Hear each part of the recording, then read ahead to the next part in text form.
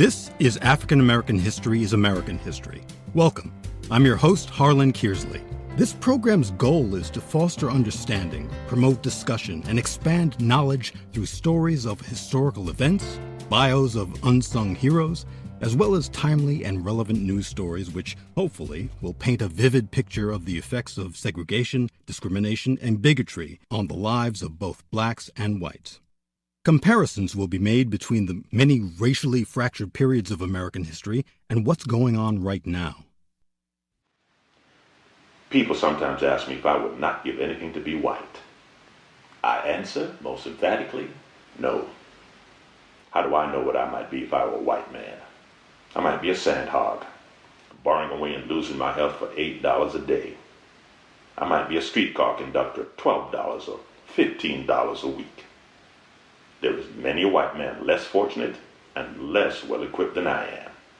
In fact, I have never been able to discover that there was anything disgraceful in being a colored man.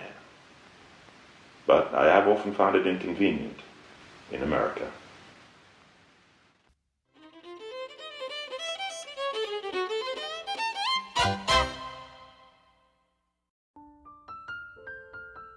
From the late 19th century well into the early 20th, Bert Williams was one of the greatest entertainers in American history. Yet today, most Americans have never even heard of him. Back in a time when racial inequality, segregation, and stereotyping were commonplace, Bert Williams quietly pushed back against racial barriers, becoming the first Black American to take a lead role on the Broadway stage. During his 3-decade-long career, Williams made a living on stage and screen as a black man portraying a white man who was portraying a stereotypical black man in blackface. Williams is also credited as being the first black man to have the leading role in a film, Darktown Jubilee, in 1914. And he was by far the best-selling black recording artist before 1920. In 1918, the New York Dramatic Mirror called Bert Williams, quote, one of the greatest comedians of the world. His years with the Ziegfeld Follies not only brought him worldwide notoriety, but a salary that eclipsed his white colleagues, which included Fanny Brice, Eddie Cantor, Will Rogers, and W.C. Fields. However, because of his color, Bert Williams would typically be forced to travel, eat, and lodge separately from the rest of his fellow performers. Williams continued to face institutional racism, but due to his success and popularity, he was in a better position to deal with it. On one occasion, when he attempted to buy a drink at the bar of New York's elegant Hotel Astor, the white bartender tried to chase Williams away by telling him that he'd be charged $50. Williams's response? He simply produced a thick roll of $100 bills out of his pocket, slammed the money on the bar, and ordered a round for everyone in the room. He later told a reporter, They say it is a matter of race prejudice. But if it were prejudice, a baby would have it. And you will never find it in a baby. I have noticed that this race prejudice is not to be found in people who are sure enough of their position to defy it. Fellow vaudevillian and friend W.C. Fields, who appeared in productions with Williams, described him as, quote, the funniest man I ever saw and the saddest man I ever knew.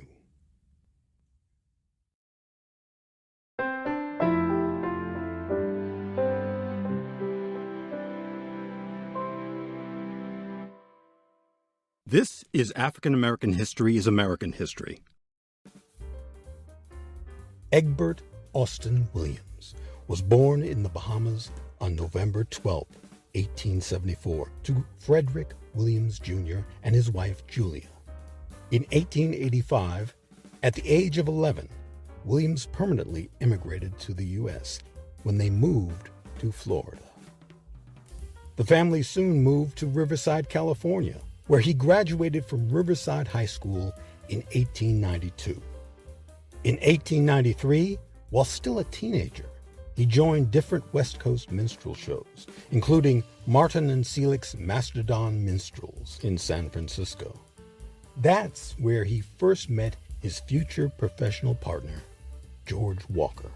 And in 1893, the two formed what became the most successful comedy team of that time. The two performed mostly stereotypical vaudevillian song and dance numbers, comic dialogues, skits, and humorous songs. They performed in burnt cork blackface, as was customary at the time, and billed themselves as, quote, two real coons. This was to distinguish their act from the countless number of white minstrels who were also performing in blackface. Bert Williams and George Walker's first recording sessions for the Victor Company in 1901 are considered the first recordings by black performers for a major recording company. Williams and Walker also made sure to present themselves as well-groomed and classily dressed in their publicity photos. They were used for advertising and on the covers of sheet music promoting their songs.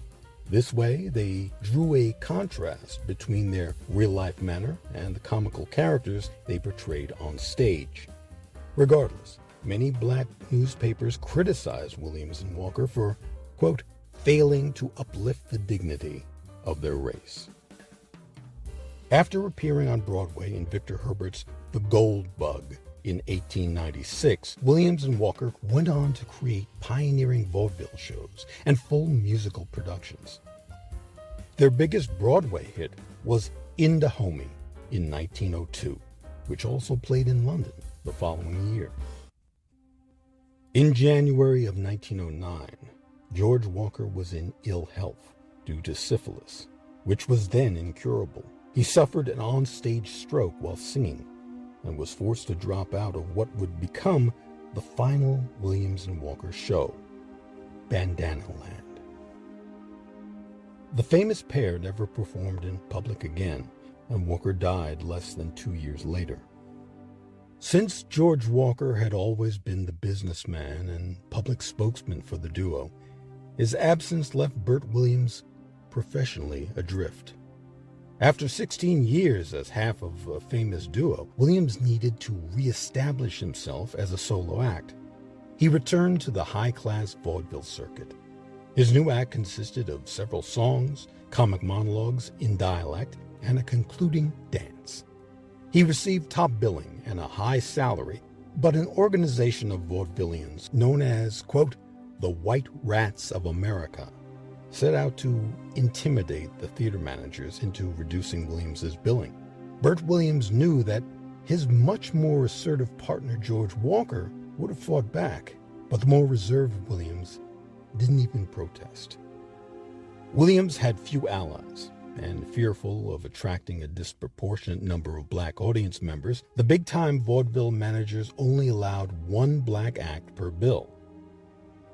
Williams accepted an unprecedented offer to join Ziegfeld Follies. Now, these were elaborate and popular stage revues mounted by the Broadway showman Florence Ziegfeld and inspired by the Folies Bergère of Paris.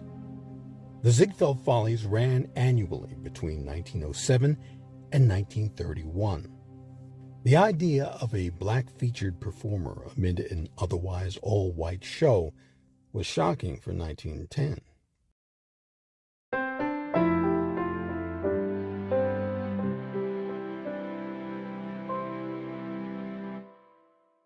This is African American History is American History.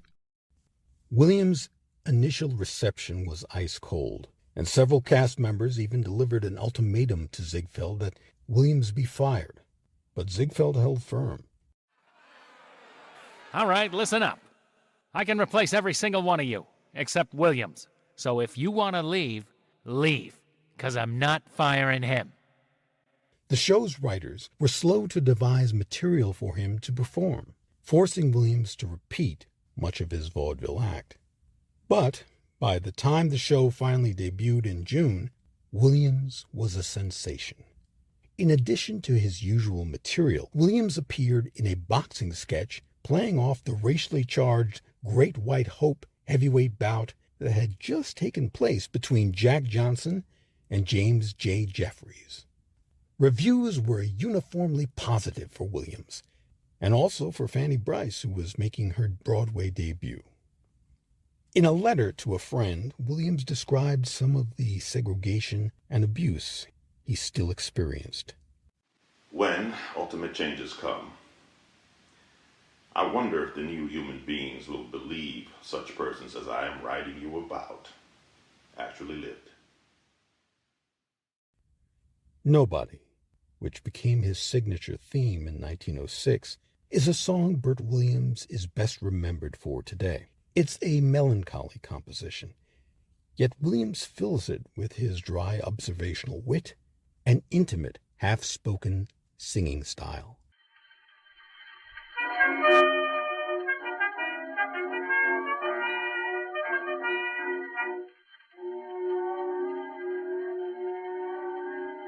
When life seems full of clouds and rain, and I am full of nothing and pain, who soothes my thumping, bumping brain? Nobody. When winter comes with snow and sleet, and me with hunger and cold feet, who says here's 25 cents, go ahead and get something to eat? Nobody.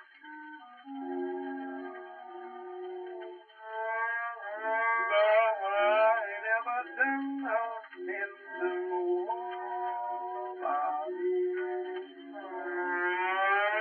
I never done nothing from nobody no time.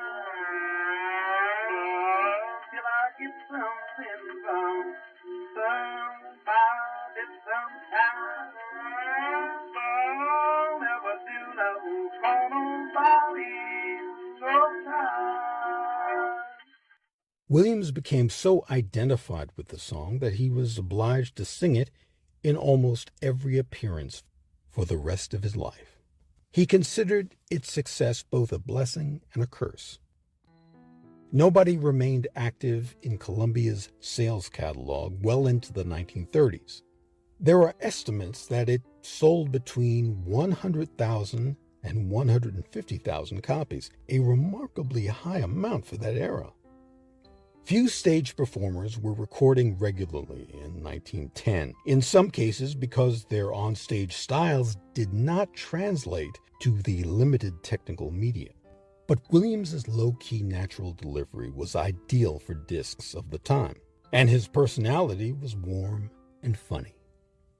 Williams continued as the featured star of the Follies, signing a 3-year contract that paid him an annual salary of $62,400, equivalent to $1.5 million today. By his third stint, Williams's status was such that he was allowed to be on stage at the same time as white women, which was a significant concession in 1912. And he started to interact more with the show's principals. In January 1913, he recorded several more sides for Columbia, including a new version of Nobody. All of the releases remained in Columbia's catalog for years. He continued to make several more recording dates for Columbia, though he stopped writing his own songs by 1915. He also began making film appearances. Though most have been lost, one of them, A Natural-Born Gambler, shows his pantomime poker sketch and is the best-known footage of Williams available.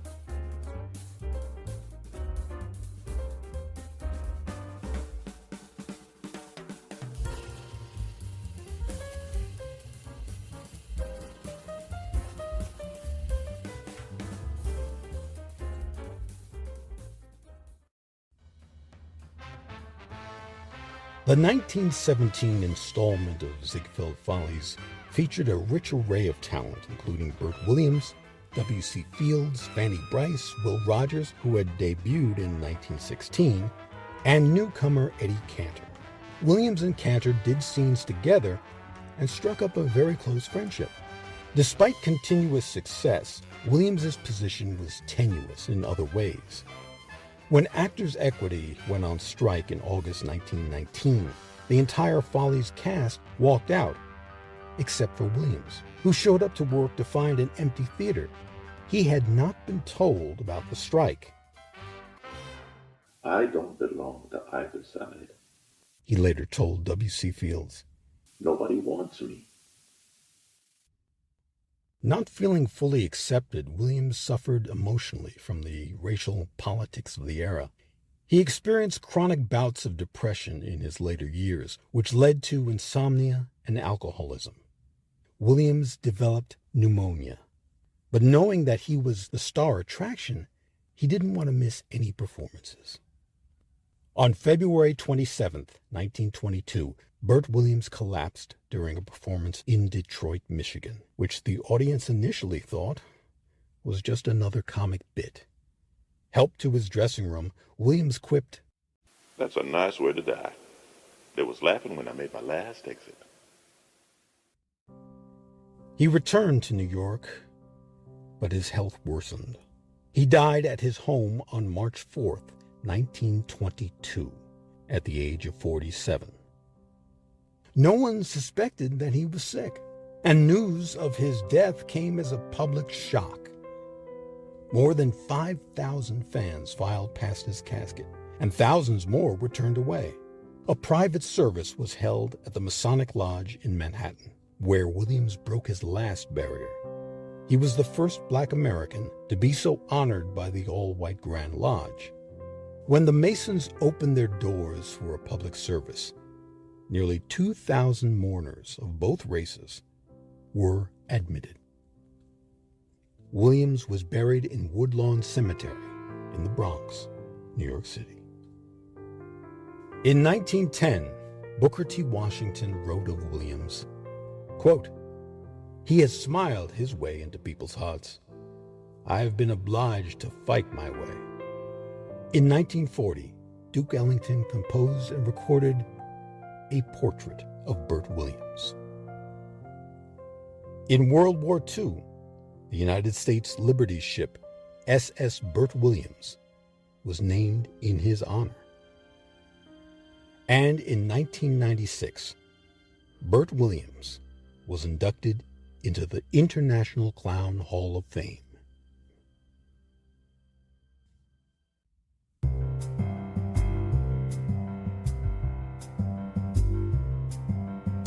This has been African American History is American History. The episode you've been listening to, The Bert Williams Story, was written and directed by Harlan Kearsley. The voice actors for this episode were Jeffrey Schubert as Florence Ziegfeld and Robert McKay as Bert Williams. I'm Harlan Kearsley, and on behalf of everyone here at African American History is American History, thank you for listening. And if you haven't done so, please subscribe. Once you do, you'll be notified as soon as new episodes are posted.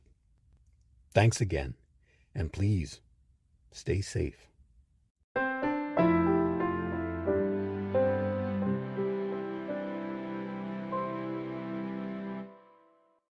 African American History is American History. Copyright H.C. Kearsley, 2022.